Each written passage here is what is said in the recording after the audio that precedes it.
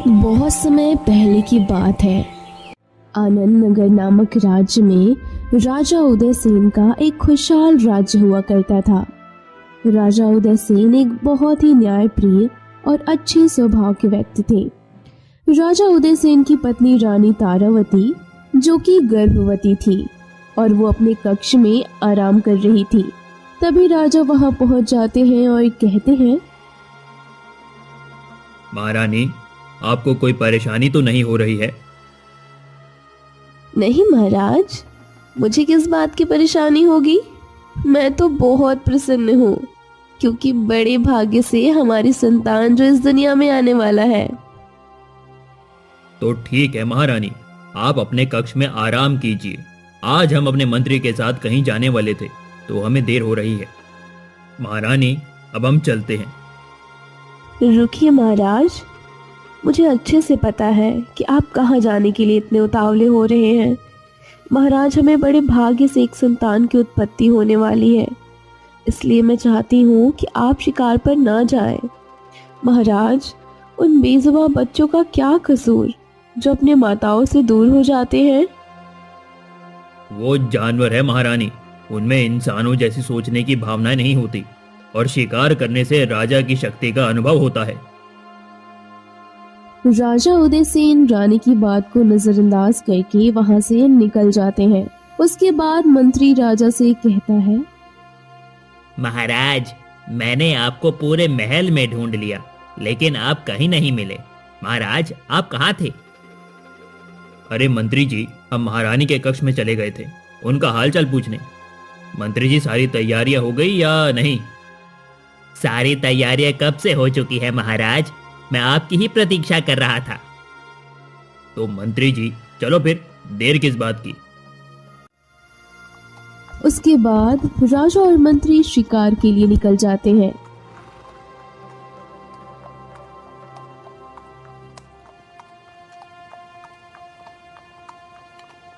वो दोनों चलते चलते जंगल के काफी अंदर पहुंच जाते हैं, लेकिन उनको एक भी शिकार नहीं मिलता। अरे मंत्री जी, हम जंगल के इतने अंदर आ पहुंचे हैं लेकिन हमको अभी तक कोई शिकार दिखाई नहीं दिया। जरा एक बार देख के तो आइए कि शिकार है भी या नहीं। हाँ महाराज, हमको आज शिकार नहीं मिल रहा है और काफी देर भी हो चुकी है। महाराज, मैं तो कहता हूँ हमको महल की तरफ लौट जाना चाहिए। आप ठीक कहते हैं मंत्री जी, हमें अब और आगे नहीं जाना चाहिए। ठीक है, महल की तरफ ले चलो। राजा और मंत्री जैसे ही महल की तरफ मुड़ते हैं तो देखते हैं कि एक हिरन उनके सामने कुछ ही दूर पर खड़ा है। मंत्री जी, वो देखो, शिकार तो वो हमारे सामने ही खड़ा है। हमें जरा ध्यान रखना पड़ेगा। हाँ महाराज, हिरन तो मुझे भी दिख रहा है। महाराज, हमें उस हिरन का जल्दी से शिकार कर लेना चाहिए। अगर वो भाग गया तो हमें खाली हाथ ही महल में जाना पड़ेगा। ठीक कहते हो मंत्री जी, हम उस हिरण का शिकार अभी कर देते हैं। फिर राजा उस हिरण का शिकार करने के लिए जैसे ही अपना तीर छोड़ता है तो वो हिरण वहां से भाग जाता है और वो तीर सीधा जाकर वही तपस्या में लीन बैठे साधु के कंधे पर लग जाता है और वो साधु की तपस्या भंग हो जाती है। फिर वो साधु, हे राजन, तुमने ये क्या किया? तुमने मेरी 25 वर्षों की तपस्या भंग कर दी है। हे राजन, मैं तुम्हें श्राप देता हूं। जिस प्रकार तुमने अपने स्वार्थ के लिए मेरी 25 वर्षों की तपस्या भंग की है, ठीक उसी प्रकार तुम भी अपनी संतान के लिए कई वर्षों तड़पोगे। तुम्हारी संतान इस दुनिया में आने से पहले ही अपनी आंखें बंद कर लेगी और तुम अपनी संतान का सुख कभी प्राप्त नहीं कर पाओगे। नहीं नहीं भगवान, मुझे ऐसा श्राप ना दो। मुझे क्षमा कर दीजिए भगवान, मुझे क्षमा कर दीजिए। कृपया अपना श्राप वापस ले लो भगवान, मुझे क्षमा कर दीजिए। आप मुझे इतनी बड़ी सजा ना दो भगवान। हे राजन, मेरा दिया हुआ श्राप कभी विफल नहीं जाता, ना ही वो कभी वापस हो सकता है, लेकिन इसे मैं कम जरूर कर सकता हूं। राजन, मैं ठीक 21 वर्षों बाद तुमको यहीं मिलूंगा, तुम्हारे प्रश्नों और उत्तर के साथ। ऐसा कहकर वो साधु वहां से अंतर्ध्यान हो जाते हैं। राजा और मंत्री भी अपने महल में पहुंच जाते हैं। फिर कुछ दिन बीत जाते हैं और एक दिन रानी एक सुंदर बच्चे को जन्म देती है, लेकिन उस बच्चे की आंखें बंद होती हैं। तभी राजा वहां पहुंच जाते हैं। दाई माँ, मेरा बच्चा कैसा है? आप कुछ बोलते क्यों नहीं? क्या हुआ? मेरा बच्चा कैसा है?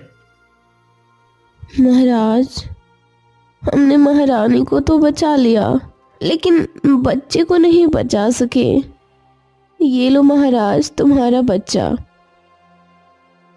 बच्चे को राजा जैसे ही अपने हाथ में लेता है कि तभी उनको साधु की दी हुई वो श्राप याद आ जाती है और राजा समझ जाते हैं कि ये बच्चा मेरे ही कर्मों के कारण अब जीवित नहीं है।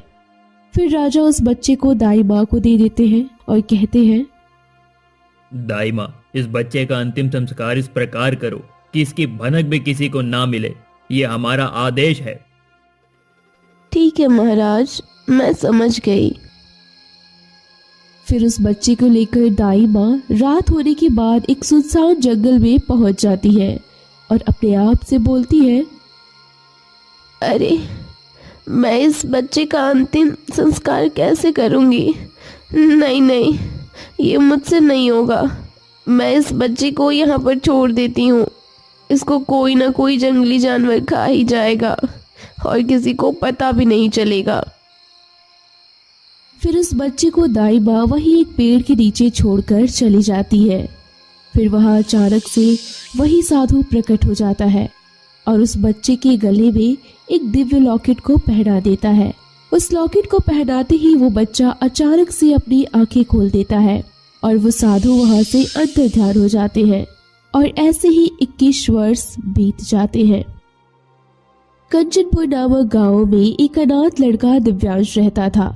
वो बहुत गरीब और मेहनती था। दिव्यांश अपनी माँ के साथ रहता था। उनके पास एक छोटी सी जमीन का टुकड़ा था।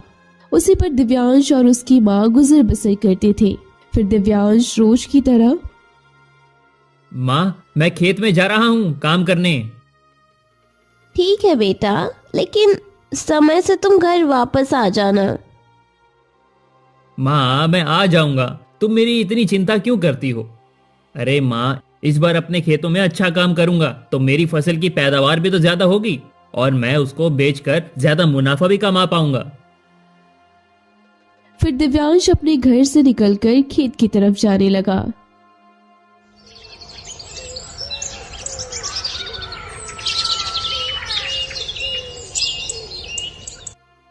फिर दूसरे दिन गांव में खबर फैली कि राजा खुद अपनी रानी के साथ इस गांव का दौरा करने आ रहे हैं। वहीं दूसरी तरफ राजा, रानी और मंत्री सहित रथ पर सवार होकर दौरे के लिए निकल जाते हैं। ये रास्ता घने जंगलों से होकर गुजरता है। राजा, रानी और मंत्री जंगल के बीचों बीच में पहुंचते ही उनका रथ अचानक से रुक जाता है और वो साधु दिव्य रोशनी के साथ वहां प्रकट हो जाते हैं। आओ राजन, मैंने तुमसे कहा था कि ठीक 21 वर्षों बाद मैं तुमको यहीं पर मिलूंगा। हाँ भगवान, मुझे याद है। आपने मुझे श्राप दिया था कि मुझे पुत्र सुख की प्राप्ति कभी नहीं होगी। भगवान, मेरे साथ ऐसा ही हुआ। हमारे यहाँ वर्षों पहले एक पुत्र हुआ था, वो भी मरा हुआ और आज तक हमारी गोद सूनी है। राजन, तुम्हारा पुत्र मरा नहीं है, वो जीवित है। क्या? साधु महाराज, मेरा पुत्र जीवित है? तो वो इस समय कहाँ है? कृपया मुझे उसका मार्गदर्शन दीजिए साधु महाराज। मैं अपने पुत्र को एक बार देखना चाहती हूँ। हाँ भगवान, अगर मेरा पुत्र जीवित है तो कृपया बताइए, मेरा पुत्र इस समय कहाँ है और वो कौन है? राजन, मैं ये तो नहीं बता सकता कि तुम्हारा पुत्र कौन है, लेकिन इतना जरूर कह सकता हूँ कि तुम्हारा पुत्र उसी गांव में रहता है जहां तुम अभी दौरे के लिए जा रहे हो। तो भगवान, अपने पुत्र को मैं कैसे पहचानूंगा कि वो कौन है और वो कैसा दिखता है? राजन, इस राज्य की उत्तर दिशा में घने जंगलों के अंदर एक रहस्यमय गुफा है। उसके अंदर एक दिव्य तलवार रखी है। जो उस दिव्य तलवार को उस रहस्यमय गुफा के अंदर से जीवित बचाकर वापस लेकर आएगा, वही तुम्हारा पुत्र होगा। इतना कहकर वो साधु वहां से अंतर्ध्यान हो जाते हैं। थोड़ी देर बाद राजा और रानी कंचनपुर गांव पहुंच जाते हैं। तभी उस गांव में सभी लोग वहां आकर एकजुट हो जाते हैं। वहां दिव्यांश और उसकी माँ भी होते हैं। गांव वासियों, मैं तुमसे एक जरूरी बात करने आया हूँ। हमारे राज्य के उत्तर दिशा में घने जंगलों के बीच एक रहस्यमय गुफा है। उसके अंदर एक दिव्य तलवार रखी हुई है। अगर आप लोगों में से जो कोई भी उस तलवार को मुझे लाकर देगा, उसको मैं अपना आधा राज्य दे दूंगा। गांव में सन्नाटा छा गया। कोई नहीं जानता था कि उस दिव्य तलवार को लाने की हिम्मत कौन करेगा। तभी दिव्यांश आगे आता है और कहता है, महाराज, उस दिव्य तलवार को मैं लाने जाऊंगा। तभी गांव का सरपंच महाराज से कहता है, लेकिन महाराज, अगर इसे लाने वाला सफल नहीं हुआ तो गांव के लोग पहले से ही डरे हुए हैं। डरने की जरूरत नहीं है।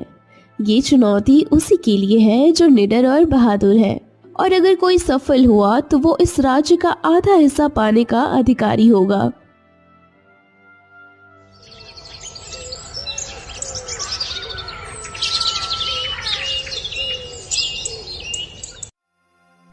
फिर दूसरे दिन दिव्यांश अपने रहस्यमय यात्रा के लिए तैयार हो जाता है। तभी उसकी माँ, बेटा, ये बहुत खतरनाक हो सकता है और मैं तुम्हें खोना नहीं चाहती। अरे माँ, तुम चिंता मत करो। राजा ने कहा है ना कि जो भी उस दिव्य तलवार को लाएगा उसे आधा राज्य मिलेगा। मैं उसे हासिल करके अपने जीवन को बेहतर बनाना चाहता हूँ माँ, और अपनी गरीबी को हमेशा हमेशा के लिए मिटाना चाहता हूँ। तो ठीक है बेटा, अगर तुम्हारा इरादा पक्का है तो भगवान भी तुम्हारी रक्षा करेंगे। ये लो तुम्हारा लॉकेट, इसे कभी मत उतारना। माँ, ये लॉकेट तो मैंने आज तक कभी नहीं पहना, तो आज मुझे ये लॉकेट क्यों दे रही हो? बेटा, तो कितना प्रश्न करेगा? तुझे यात्रा के लिए देरी हो रही है ना, अब तू जा। दिव्यांश अपनी माँ की ये बात सुनकर यात्रा के लिए निकल जाता है।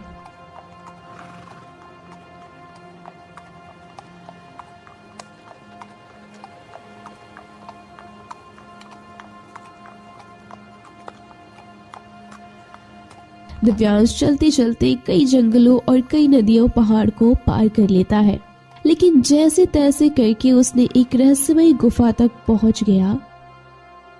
गुफा के रास्ते में अदृश्य भूतों ने उस पर हमला भी किया, लेकिन उसको कुछ भी नहीं हुआ और वो उस गुफा से एक आवाज आई, तुम यहाँ पर क्या कर रहे हो? ये जगह तुम्हारे लिए नहीं है। तुम यहाँ से चले जाओ, नहीं तो अपनी जान गंवा बैठोगे। यहाँ आज तक किसी इंसान ने कदम नहीं रखा है। मैं यहाँ एक नेक उद्देश्य के लिए आया हूँ। मैं अपनी जान की परवाह नहीं करता, और तुम मुझे ये दिव्य तलवार ले जाने से नहीं रोक सकते। ऐसा कहकर दिव्यांश जैसे ही आगे बढ़ता है तो अदृश्य शक्तियां उसके ऊपर हमला करने लगती हैं, लेकिन उसको कुछ नहीं होता क्योंकि उसके पास उसका दिव्य लॉकेट था और दिव्यांश उस तलवार तक पहुंच जाता है। फिर उस तलवार से एक आवाज निकलती है, दिव्यांश, तुम सच में एक निडर और सच्चे इंसान हो, इसीलिए तुम यहाँ तक पहुंच सके। दिव्यांश, तुम मुझे हासिल करके इतने ताकतवर हो जाओगे कि तुम्हारे सामने कोई टिक भी नहीं पाएगा। सारी बुरी शक्तियों का तुम खात्मा कर सकते हो बहुत ही आसानी से। लेकिन याद रखना दिव्यांश, तुम इस ताकत का इस्तेमाल केवल अच्छे कर्मों के लिए ही कर पाओगे। अगर तुमने इसका गलत इस्तेमाल किया तो ये वापस से फिर किसी गुफा में छुप जाएगी। फिर दिव्यांश वो तलवार लेकर अपने गांव वापस आ जाता है। राजा दिव्यांश की बहादुरी की खूब प्रशंसा करते हैं और समझ जाते हैं कि ये उन्हीं का पुत्र है, और अपने वादे के अनुसार, दिव्यांश, तुमने साबित कर दिया कि सच्चा साहस और नेक इरादा किसी भी ताकत को हरा सकता है। अब यह राज्य तुम्हारा है पुत्र। दिव्यांश, तुमने जो किया है वो कोई चमत्कार से कम नहीं पुत्र। अब ये राज्य तुम्हारा है। सच में दिव्यांश, तुमने हमारे गांव और राज्य का मान बढ़ाया है।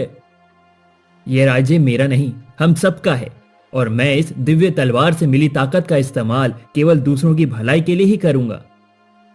आज मैं ये घोषणा करता हूं कि ये दिव्य तलवार प्राप्त करने वाला दिव्यांश मेरा ही पुत्र है, वो हमारे राज्य का उत्तराधिकारी है।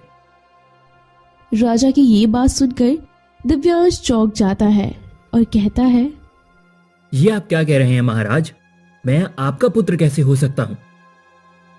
दिव्यांश, आज से 21 वर्षों पहले जब मैं शिकार पर निकला था, तब मुझे एक साधु ने श्राप दिया था कि मेरी संतान मृत पैदा होगी। लेकिन मुझे बाद में पता लगा, साधु ने ही 21 साल बाद बताया कि मेरी संतान अभी जीवित है और जो भी वो ताकतवर तलवार हासिल कर लेगा वही मेरा पुत्र होगा। इसीलिए तुम मेरे ही पुत्र हो दिव्यांश। महाराज, ये सही है कि दिव्यांश ने अद्भुत साहस दिखाया, लेकिन क्या यह प्रमाणित है कि अगर वो इस राज्य का शासक बनने योग्य है?